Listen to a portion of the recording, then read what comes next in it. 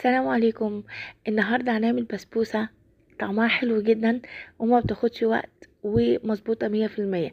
هننزل بكوباية من السكر، كوباية لبن، نص كوباية من السمنة ويفضل سمنة بلدي، وهننزلهم على النار لحد لما السكر يدوم.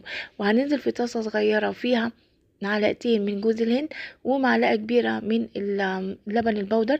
هنقلبهم لحد لما ياخدوا اللون التحميص ده. هننزل عليهم بكوبايتين من دقيق السميد او دقيق البسبوسة ورشة فانيليا ومعلقة صغيرة من البيكنج باودر. وهنقلب المكونات السائلة عليهم. هنقلب بس مش يعني البسبوسة مش محتاجة ان احنا نعجن فيها.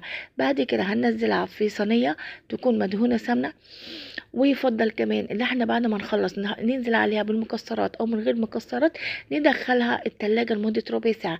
وبعد كده هندخلها الفرن حوالي ربع